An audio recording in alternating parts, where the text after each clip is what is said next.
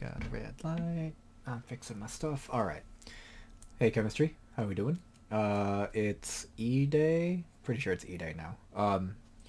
Just want to finish up, or I guess I'm starting here, right? What is happening with my hair? It is just... I'm sorry, I'm distracted. Okay. I want to finish these examples. I want to go over these examples. Then, I want to finish page 16 so that we are all kind of wrapped up, tie this up with a little bow, be ready for the quiz on F-Day. So, let's just get to it. The first example here, the element name is helium. I have no idea why it's green, but let me just personal consistency. The element is helium. All right. That's just like reading the reference table, right? The number of protons is 2. Okay, that's the atomic number. And then to get neutrons, it's also 2.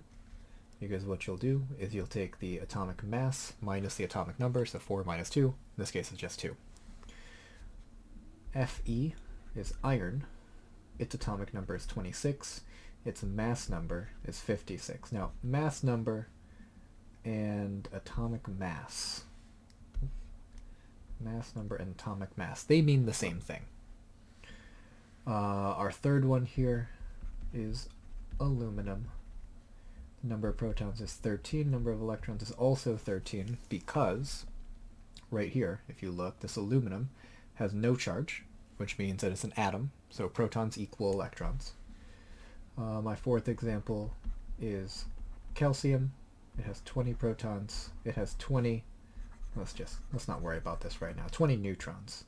Its atomic mass is 40. Now the average number of neutrons is a thing that we will talk about, but it's coming up maybe 2 weeks, maybe 2.5, 2.5-ish weeks. Right now, just the number of neutrons is the atomic mass minus the atomic number. Ne, we have neon, like a neon sign. The atomic number is 10, which means the number of electrons equal to the number of protons equal to the atomic number, also 10. The atomic mass is 20. Last but not least, we have good old carbon with 6 protons, 6 electrons, and this one, again, let's ignore that. This one actually has 8 neutrons, which is interesting and will be a point of discussion for today's notes. Now today's notes are back on page 16. And this is the last page, right? This is the last page of notes for the quiz on F-Day. Now, the first bit here is picking up right where we left off, talking about ions. Ions are things that are charged because they have gained or lost electrons. A polyatomic ion is a slightly more complicated ion, but at its heart, still an ion. First bullet point, as has been kind of the usual here, is the definition. So a polyatomic ion is an electrically charged particle that consists of 2 or more atoms linked together. Now, a polyatomic ion is unique because it's 2 or more atoms put together that all share a charge. They behave together, they act together, they react together. So they act like a group. They don't act like the individual elements that make it. And that charge that I just talked about doesn't belong to any one element. It belongs to the ion as a whole. Now, instead of just reading the rest of this, I want to show you what you might see. Okay? So what I'm going to do is I'm going to pop over to our good old reference table. And instead of going to the periodic table, I'm actually going to stop right here on page 2. And I'm going to look at this. And this is our list of selected polyatomic ions. You do not need to memorize this list of polyatomic ions. It's here on the reference table. You will always have access to it. So, what I'd like to point out is a few things. First, you should notice that each of these polyatomic ions is made up of more than one atom. Polyatomic. Poly, more than one atomic atom. Second, they all have charges. You might notice... I really hope I muted the mic. If I didn't, I'm so sorry for headphone users. I just sneezed right in you. Okay. You might notice that I've highlighted the charge. And on this carbonate ion, the charge is 2 minus. it means the same thing as -2. The spot where the sign lines up doesn't matter as much as like the fact that there's a negative and there's a 2.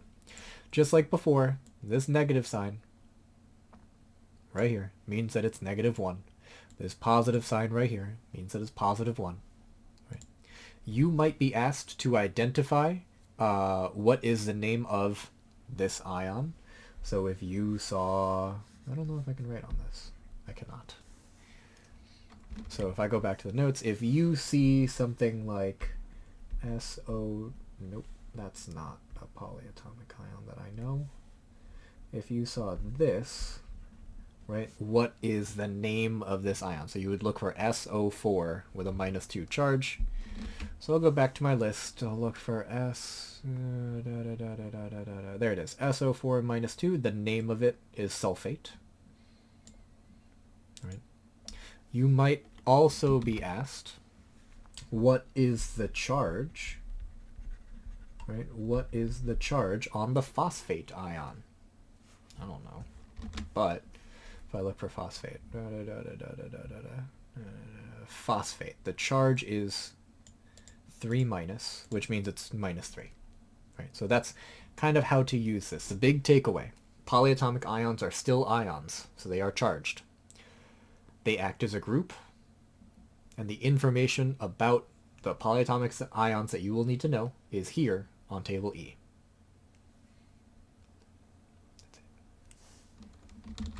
We're going to keep going. Now, the final piece to our little atomic structure, our introduction to the atom, is what is an isotope? What are isotopes? Right? So isotopes, again, as before, the first, what's it called? The first bullet point. Sorry, I don't know how that happened. The first bullet point in the isotope section is the definition of an isotope. It is an atom of an element that has a different number of neutrons than normal. Right? And normal is what you would find on the periodic table. The second bullet point goes on to say that although all atoms of the same element must contain the same number of protons, the number of neutrons can vary. And because isotopes have different numbers of neutrons, they're going to have different mass numbers, their atomic mass. All right. When you see isotopes, you will usually see them as a symbol with the element symbol and a number which represents the mass. So something like this represents a carbon atom because it's C with a mass of 12, right? So the number that follows it is the mass. Okay. I'm going to do a couple examples down here with you. I'm going to write into more. I'll ask you to pause the video, look up stuff on your reference table, and then I'll do it, do those ones with you as well. And then that's it. We're kind of done with the notes from 11 through 16. I'll explain where you can find some of the answers to these. Other examples, if you want the practice, email me if you have questions, but let's do this first. So a sodium atom with 14 neutrons. Now 14 neutrons is half of the information that I need to find the mass. The other half is the number of protons. That's the atomic number. So I'm going to go back, there we go, to my reference table. I'm going to go down to the periodic table. I'm going to rotate this so I can look for sodium. There it is. So sodium is Na, and its atomic number is 11. So I know for sure that the symbol is going to be Na, and I have 11 protons. I'm going to take 14 and 11, adds up to 25. That's how you find the mass. Remember, the atomic mass, right? If I go back to the reference table, the atomic mass that is up here in the corner is the number of protons plus the number of neutrons in a typical, right, in a typical atom. If I'm looking for a calcium atom with 22 neutrons, there's a certain number of protons. Let's look. Calcium is nice. I happen to know for a fact that calcium is Ca, and its atomic number is 20. So there are 20 protons. I know it's Ca, and to find the mass, I take 22 neutrons added to 20 protons. That's Ca42. Now the examples that I'd like you to do are uranium with 146 neutrons, and I'd like you to try carbon. One day I'll learn how to write. Carbon with 8 neutrons. I will give you a hint because uranium is not on the big list. I will tell you that uranium is a U and it's located towards the bottom of the reference table. Now, real quick, right? Pause the video, find uranium, figure out how to find the isotope notation there, find carbon, do the isotope notation there.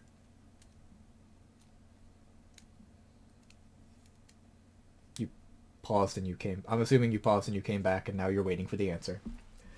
So 146 neutrons, but also 92 protons. So I take those two numbers, I add them together. I get uranium-238, wildly unstable, very radioactive, equal parts dangerous and useful, depending on how it's utilized. Carbon with 8 neutrons and 6 protons. Carbon we know is C. This is carbon-14. Interestingly, also radioactive. Not as dangerous. Carbon dating is actually done using carbon-14, so we can figure out how old formerly living things were based on how much carbon-14 remains in their system. Now, that being said, we have finished, right? Pages 11, right, where you did this exercise on your own, filled out these notes, filled out these notes, 13, 14, 15, and 16, okay? These notes, in their fully completed form, are online, right? They're in the topic, atomic structure.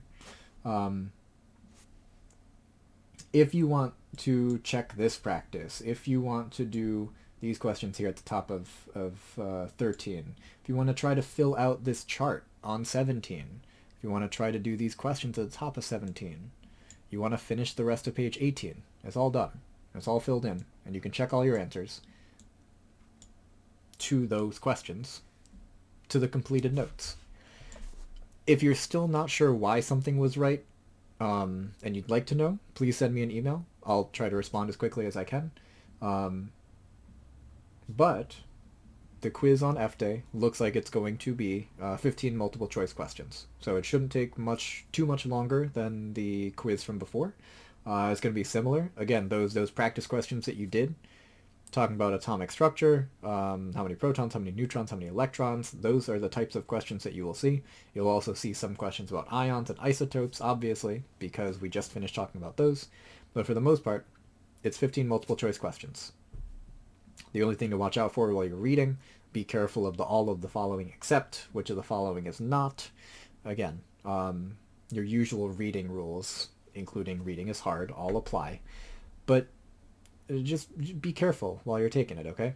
Again, if you do have any questions, please send me an email. Otherwise, your only work in between now and F-Day is to study for this quiz. Also, end of the marking period. Double and triple check my CBA for any missing work. If you are missing work, if something is up as a missing or a 0, probably both, upload the assignment, whatever the assignment is, to my CBA. Then also send me an email. Mr. Kalimlin, I noticed that I was missing this thing in my CBA. I have submitted it. Thank you. I don't know. However, end the email there. But the reason I'd say that is because late work is better than a 0, right? Any grade, any number grade is better than the 0 that will go in on Friday if you have work that's not in. Also, there's going to be a lab that goes up in the lab's topic. It will also be due on Friday. It's due on Friday for everybody, whether you're in school or remote. So it'll be due like Friday afternoon, Friday evening. It'll be the last grade for the marking period. I just want one more lab grade. I'll feel better about the grades if I get one more lab grade in. So make sure to get that lab in by Friday. It's going to be in the topics. There will be a video walking you through the chemical and physical changes lab. It's going to be Mrs. Summers because she already made the video. So between the two of us, why do more work than we have to? But the link to that video will be in the labs topic. There's also a copy of all the blank labs in the labs topic. So if you do forget to bring your stuff home, or you're wondering, oh, how am I going to do this? I forgot my stuff at school. There's a way to answer the questions so that you don't need to panic about that. So all the resources are available to you. Yeah, that's it. All right. If y'all have other questions, last minute stuff, please email me. But otherwise, study up for F Day. I'll see you then. All right. Take care, chemistry.